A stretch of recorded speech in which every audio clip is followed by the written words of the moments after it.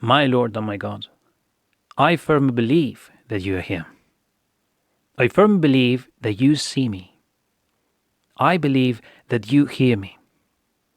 I adore you with profound reverence. I ask you for pardon of my sins and the grace to make this time of prayer fruitful. My Mother Immaculate, Saint Joseph, my Father and Lord, my guardian angel, intercede for me. A few years ago, they wanted to set up a chapel of perpetual adoration in Mérida, in Mexico. And one day at Mass, an 8-year-old boy called Diego heard the priest saying that Jesus blesses 100 times more those who decide to spend the nighttime hours in adoration with him. Now the priest also reminded him of those words that you, Jesus, said to your disciples during that agony in the garden. Could you not watch with me for an hour? So the boy decided to join the adoration group and chose his slots from 3 to 4 a.m. The priest asked Diego why 3 a.m. And the boy explained that he would do it because, he said, I want my dad to stop drinking and find a job, and I want my family not to be poor anymore.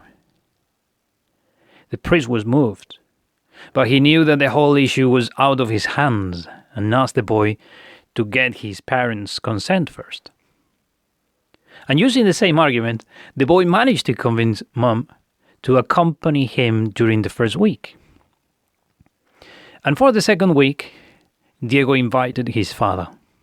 The father didn't have any intention to pray, and so he wasn't very keen on the idea.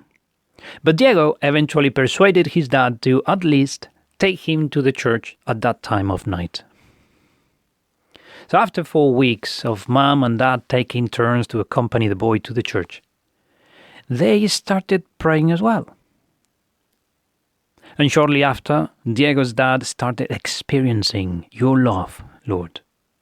He said he fell in love with his wife again during those holy hours of adoration. And then he stopped drinking, and the quarrels at home also came to an end. And then he started working seriously, and eventually they were able to leave poverty behind. So when the priest saw all that had happened in Diego's family, he went to congratulate the little boy one day after Mass. Well done, Diego. You got what you asked for.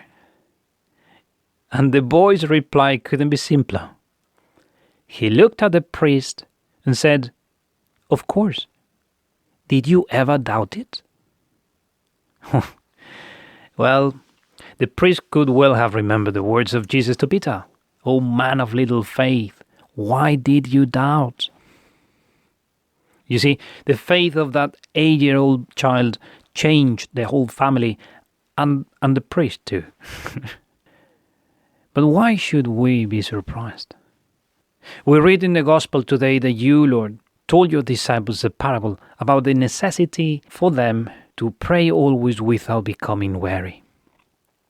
It is in fact the first time we are told the purpose of a parable.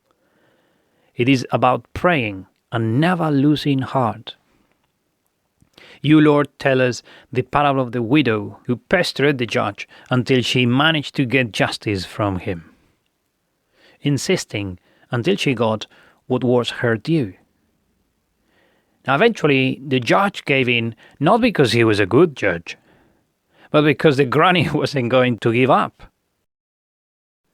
Now, at the end of the parable, you, Lord, remind us that if an unjust man could give the granny what she wanted, how much more will God give to his chosen ones what they ask for, crying to him day and night?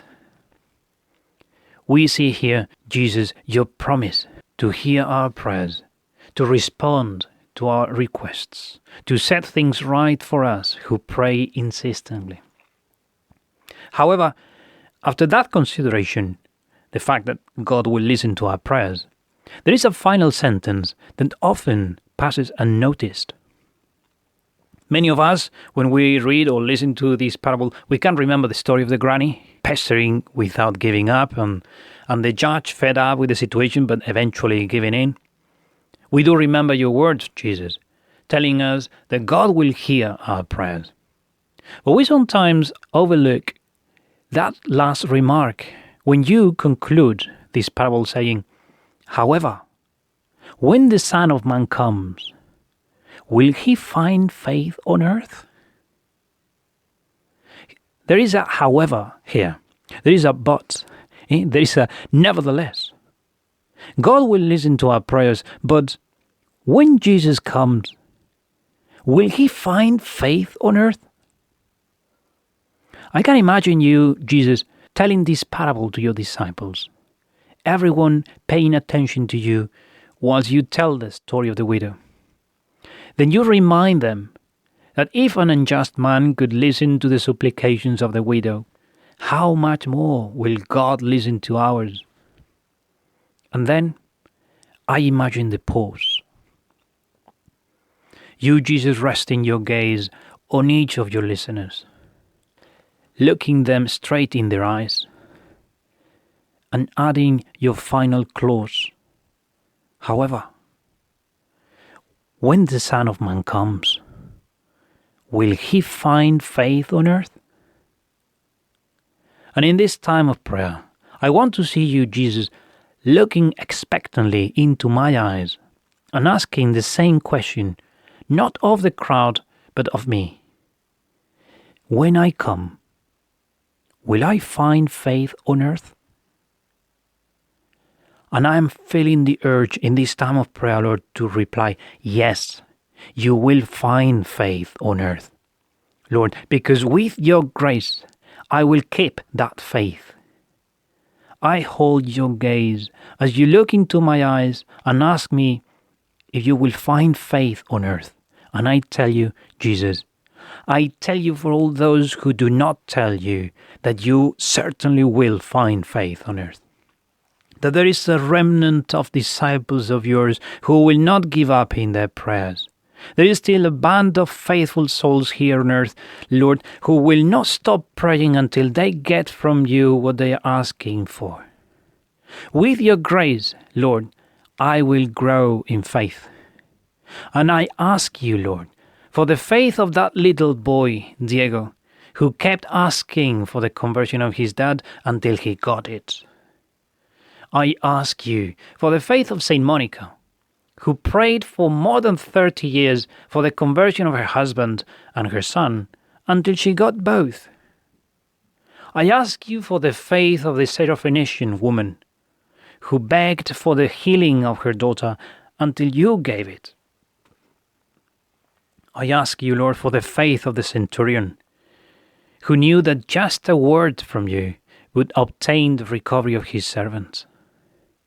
Lord, I'm asking you for the faith of the paralytic man's friends, who knew that just laying him in front of you would be enough to make you work the wonder. I ask you, Jesus, for the faith of that woman who was bleeding and was convinced that just by touching the fringe of your garment would accomplish what the doctors hadn't been able to for years. I ask you, Lord, to have the faith of the leper, who knew that if you want, Lord, you can make me clean. If you want, Lord, you can do anything, and I do believe that. I hear you asking me today, when I come, will I find faith on earth? And I'm telling you, Lord, that you certainly will. There will be faith on earth. There is faith on earth. The faith of the children of Mary, Virgin most faithful, who tried to take after their mother, who are learning from our Immaculate Mother to believe. Blessed is she who believed, that there will be a fulfillment of what the Lord has spoken to her. I give you thanks, my God, for the good resolutions, affections, and inspirations that you have communicated to me in this meditation. I ask you for help to put them into effect. my Mother Immaculate, Saint Joseph, my Father and Lord, my guardian angel, intercede for me.